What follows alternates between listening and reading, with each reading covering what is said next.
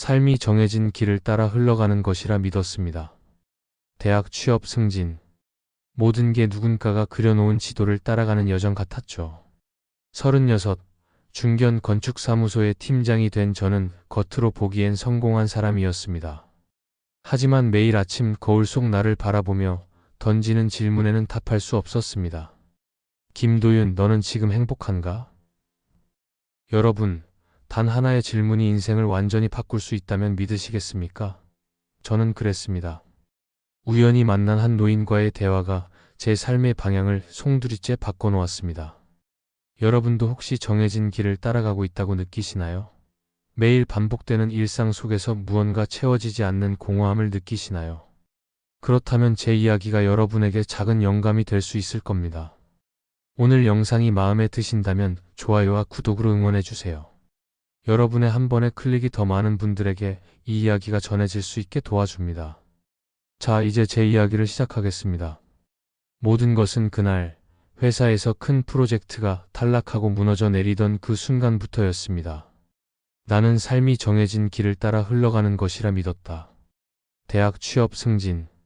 모든 게 누군가가 그려놓은 지도를 따라가는 여정 같았다. 36, 중견 건축사무소의 팀장 자리에 올랐지만 내 마음속에는 이름 모를 공허함이 자리 잡고 있었다. 매일 아침 거울 속 나를 바라보며 김도윤, 너는 지금 행복한가? 라는 질문을 던지곤 했다. 하지만 그 질문에 대한 답은 언제나 흐릿했다. 그날도 평소와 다름없이 회사에서 야근을 마치고 텅 빈 사무실에 홀로 남아 있었다. 창밖으로 서울의 밤은 형형색색의 불빛으로 가득했다. 그 불빛들이 마치 각자의 이야기를 가진 수많은 영혼처럼 느껴졌다. 나는 문득 내 이야기는 무엇일까 생각했다. 6개월간 밤낮 없이 준비한 입찰 제안서가 오늘 탈락했다. 회사의 미래가 달린 프로젝트였다. 김 팀장, 이번 프로젝트 결과가 좋지 않네요. 사장의 말이 여전히 귓가를 울렸다.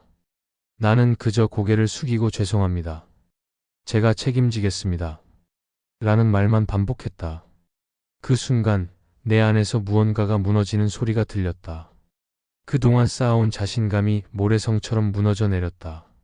다음 날 평소와 달리 지하철을 타고 출근하던 중 우연히 마주친 한 노인이 내 인생을 뒤흔들었다. 그는 내 옆자리에 앉아 갑자기 말을 걸었다. 젊은이, 당신은 질문할 줄 아는 사람인가요? 나는 당황했다. 네? 무슨 말씀이신지. 사람들은 항상 정답만 찾아요. 하지만 진짜 중요한 건 질문하는 법을 아는 거죠. 노인의 말에 나는 묘한 기시감을 느꼈다. 어젯밤 내가 던진 그 질문이 떠올랐다. 제가 지금 좀 어려운 상황이라. 나도 모르게 말문이 열렸다. 그렇다면 더 많은 질문을 던져보세요. 당신이 진짜 원하는 것은 무엇인지, 왜 그것을 원하는지. 지하철이 정류장에 도착하자 노인은 일어났다. 이름이 뭐예요? 나는 급하게 물었다. 정연우입니다. 대학에서 학생들을 가르치다 은퇴했죠. 그가 내게 명함 한 장을 건넸다. 정연우 인생 멘토라는 단순한 글자만 적혀 있었다. 그날부터 나는 정연우 교수를 찾아다녔다. 그는 도시 외곽의 작은 카페에서 사람들을 만났다. 처음에는 단순한 호기심이었지만 점차 그의 말에 빠져들었다. 도윤 씨, 당신은 지금까지 남들이 정해준 길만 걸어왔군요. 대학, 직장, 승진, 모두 사회가 만든 성공의 공식이죠. 하지만 그게 정말 당신이 원하는 삶인가요? 그의 질문은 날카로웠다. 나는 대답할 수 없었다. 마치 내 영혼의 가장 깊은 곳을 들여다본 것 같았다. 질문이 없는 삶은 흐르는 강물에 몸을 맡긴 채 더 내려가는 것과 같아요. 어디로 가는지도 모른 채 말이죠. 그날 이후 나는 매일 저녁 일기장에 질문을 적기 시작했다. 나는 왜 건축가가 되었을까? 내가 정말 즐거운 순간은 언제인가? 10년 후. 어떤 모습으로 살고 싶은가? 어린 시절의 기억들이 하나둘 떠올랐다. 레고 블록으로 집을 만들며 행복해했던 순간들, 처음으로 설계도를 그렸을 때의 짜릿함, 그리고 건축학과에 합격했을 때의 기쁨까지. 그 순간들에는 진정한 열정이 있었다. 하지만 언제부터인가 그 열정은 성과와 성공이라는 무거운 짐에 짓눌려 있었다. 회사에서도 변화가 생겼다. 팀원들에게 답을 강요하기보다 질문을 던졌다. 이 설계의 의미는 뭐라고 생각해? 우리가 만드는 공간이 사람들에게 어떤 감정을 줄까? 놀랍게도 팀의 분위기가 바뀌었다. 창의적인 아이디어가 쏟아졌고 우리는 새로운 프로젝트를 위한 혁신적인 제안서를 만들었다. 팀원들의 눈빛이 달라졌다. 전에는 지친 눈빛으로 업무를 수행했지만 이제는 호기심과 열정으로 가득 찬 눈빛이었다. 그러나 이런 변화가 모두에게 환영받지는 못했다. 김 팀장, 요즘 뭐 하는 거야? 우리는 건물을 짓는 사람이지 철학자가 아니라고. 상무의 질책이 날아왔다. 더 좋은 결과를 위해 새로운 방식을 시도하고 있습니다. 내가 대답했다. 결과? 지난번 프로젝트 탈락으로 충분하지 않나? 더 이상 실험은 그만두고 기존 방식대로 하기에. 자신감이 흔들렸다.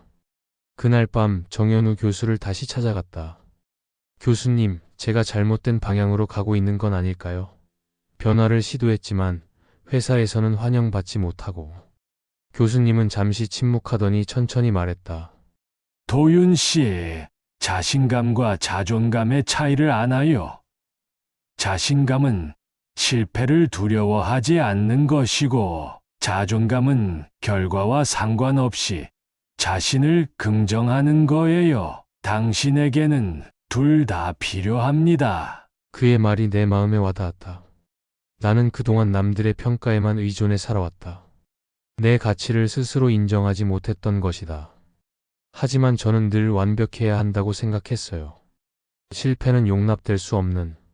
그건 한국 사회가 우리에게 심어준 완벽주의죠. 실패를 통해 배우지 않으면 어떻게 성장할 수 있겠어요? 당신은 지금 자신의 길을 찾아가는 중이에요. 그 과정에서 실패는 필연적이고 그것조차 소중한 경험입니다. 그날 이후 나는 더 담대해졌다. 회사에서는 새로운 방식을 시도했고 때로는 실패도 했다. 하지만 그 과정에서 배움을 얻었다. 나는 매일 아침 출근길에 작은 노트에 질문을 적었다. 오늘 내가 할 수 있는 가장 의미 있는 일은 무엇일까? 나의 설계가 누군가의 삶에 어떤 영향을 미칠까? 그렇게 6개월이 지났다. 우리 팀은 회사 역사상 가장 큰 프로젝트를 따냈다. 환경과 인간의 조화를 강조한 우리의 제안은 클라이언트의 마음을 사로잡았다. 사장은 나를 불러 축하의 말을 건넸다. 상무도 마지못해 인정했다. 김 팀장, 내 방식이 맞았던 것 같네. 그러나 성공의 순간에도 나는 새로운 질문을 던졌다. 이 성공이 내게 진정한 의미가 있는가? 이것이 내가 원하는 삶의 방향인가? 그러던 어느 날 정현우 교수가 갑자기 병원에 입원했다는 소식을 들었다. 서둘러 병원으로 달려갔다. 교수님, 괜찮으세요? 병상에 누운 그의 모습은 생각보다 훨씬 쇠약해 보였다. 창백한 얼굴, 마른 손, 그리고 힘없는 목소리. 하지만 그의 눈빛만은 여전히 맑고 깊었다. 도윤 씨, 이제 내 시간이 얼마 남지 않은 것 같아요. 무슨 말씀이세요? 교수님은 제게 아직 많은 것을 가르쳐 주셔야 해요. 그는 미소를 지었다. 그 미소 속에는 평안함이 깃들어 있었다. 내가 당신에게 가르친 것은 질문하는 법뿐이에요. 나머지는 당신이 스스로 찾아야 해요. 인생은 균형을 찾는 여정이에요. 완벽한 균형은 없지만 균형을 잃을 때마다 다시 중심을 찾는 과정에서 우리는 성장합니다. 그날 밤 병실을 나오며 나는 깊은 생각에 잠겼다. 교수님이 내게 준 것은 단순한 조언이 아니었다. 그것은 삶을 바라보는 새로운 관점이었다. 나는 처음으로 내 인생의 주인공이 되어 스스로 질문하고 스스로 답을 찾아가는 법을 배웠다. 일주일 후 정현우 교수는 세상을 떠났다. 장례식에서 나는 그가 남긴 일기장을 받았다. 첫 페이지에는 이렇게 적혀 있었다. 인생은 균형을 찾는 여정이다. 완벽한 균형은 없지만 균형을 잃을 때마다 다시 중심을 찾는 과정에서 우리는 성장한다. 그의 죽음 이후 나는 큰 결심을 했다. 회사를 그만두고 작은 건축 스튜디오를 열었다. 사람들의 삶을 더 나은 방향으로 바꿀 수 있는 공간을 설계하고 싶었다. 인간 중심의 건축이라는 이름의 스튜디오였다. 처음에는 힘들었다. 수입은 줄었고 불확실성에 대한 두려움도 컸다. 밤마다 불안에 시달렸다. 내가 올바른 선택을 한 걸까? 실패하면 어떡하지? 그럴 때마다 나는 교수님의 말을 떠올렸다. 자신감은 실패를 두려워하지 않는 것이고, 자존감은 결과와 상관없이 자신을 긍정하는 것이다. 매일 아침 일어나 스튜디오로 향하는 발걸음이 가벼웠다. 내가 진정으로 원하는 일을 하고 있다는 확신이 있었기 때문이다. 처음으로 내 삶의 주인공이 된 느낌이었다. 더 이상 남들이 정해준 길을 따라가는 엑스트라가 아니었다. 1년 후 우리 스튜디오는 소외된 지역의 커뮤니티 센터 설계로 주목받기 시작했다. 사람들은 그 공간에서 서로 대화하고 질문하고 함께 성장했다. 그곳은 단순한 건물이 아니라 사람들의 삶을 연결하는 플랫폼이 되었다. 오늘 정현우 교수의 3주기를 맞아 그의 일기장을 다시 펼쳤다. 마지막 페이지에는 이런 글이 적혀 있었다. 도윤 씨, 당신이 이 글을 읽을 때는 내가 세상에 없을 겁니다. 하지만 기억하세요. 인생에는 정답이 없습니다. 오직 더 나은 질문만이 있을 뿐입니다. 당신이 던지는 질문이 곧 당신의 삶을 만들어 갑니다. 호기심을 잃지 마세요. 그것이 당신의 삶을 풍요롭게 만들 것입니다. 나는 창밖으로 시선을 돌렸다. 내가 설계한 커뮤니티 센터에서 아이들이 뛰어놀고 있었다. 그들의 웃음소리가 바람을 타고 들려왔다.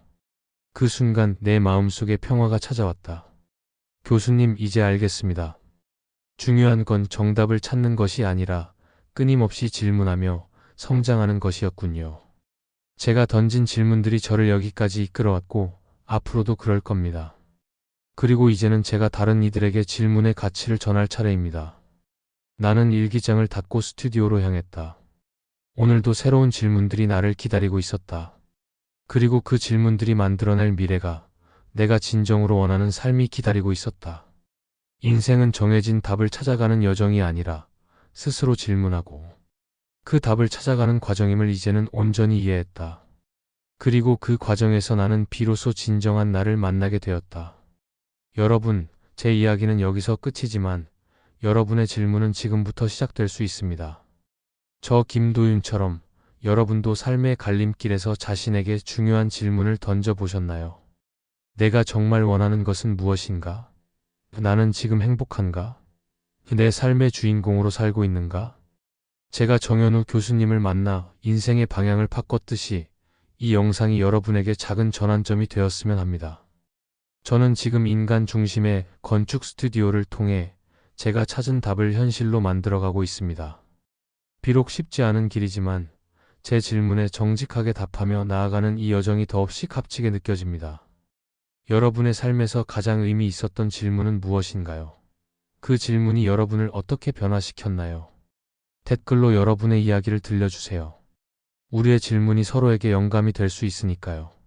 이 영상이 도움이 되셨다면 좋아요와 구독으로 응원해주세요. 그리고 혹시 주변에 자신만의 질문이 필요한 누군가가 있다면 이 영상을 공유해주세요. 인생은 정해진 답을 찾아가는 여정이 아니라 스스로 질문하고 그 답을 찾아가는 과정입니다. 그 과정에서 우리는 비로소 진정한 자신을 만나게 됩니다. 여러분의 질문이 만들어갈 아름다운 여정을 응원합니다.